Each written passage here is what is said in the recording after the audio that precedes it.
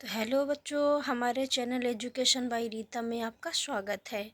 तो बच्चों, ये कक्षा 7 की हिंदी की बुक है। इसका पहला चैप्टर है जागो जीवन के प्रभात। इसमें इसके कवि कौन हैं?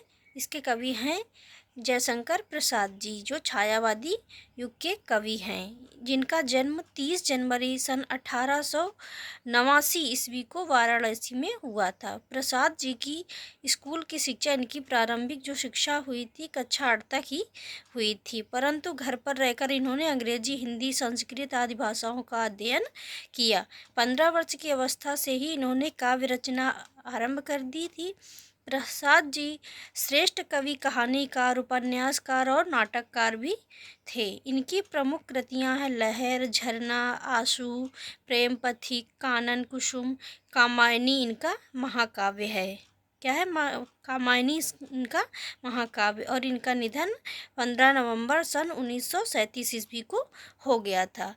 तो बच्चों, इस कविता के माध्यम से वो जगाने की बात करते हैं, संसार को जगाने की बात कर रहे हैं। प्रस्तुत कविता एक जागरण गीत है। इसमें अज्ञान और अंधकार को मिटाकर कार्य करने की प्रेरणा दी गई है। अब जागो जीवन के प्रभात, वसुधा पर ओस बने बिखरे, हिमकन आंसू जो क्षोभ भरे, ऊषा बटोरती तरुण अरुण गात, अब जागो जीवन के प्रभात। कवि नवजीवन के प्रातः काल में जगाने का आह्वान करता है। कवि क्या कर रहा है? ये नवजीवन प्रातः काल में जगाने का आह्वान कर रहा है।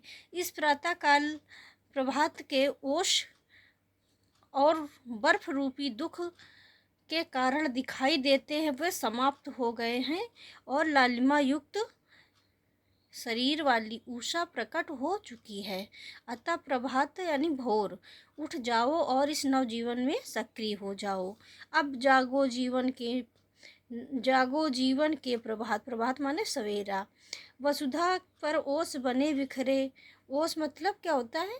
जो छोटी छोटी बूंदें होती बर्फ की, उसी बर्फ रूपी दुख मतलब दुख के जो कारण दिखाई देते हैं, वह समाप्त हो गए हैं। हिमकन मतलब क्या होता है? बर्फ। आंसू जो क्षोभ भरे, ऊषा बटोरती अरुण गात, अब जागो जीवन के प्रभात।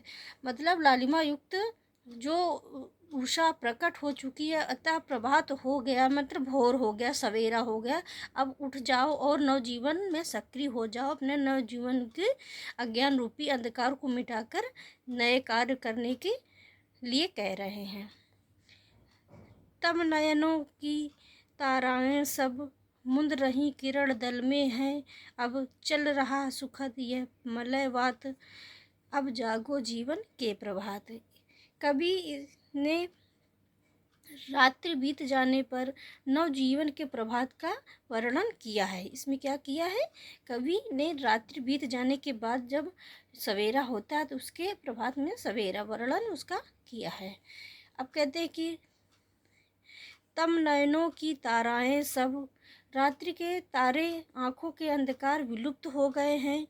नयन मानो आँखों के तारे, मतलब जो वो समाप्त हो गए हैं और अंधकार विलुप्त होकर प्रकाश की किरणों में समूह में मुंद गए हैं।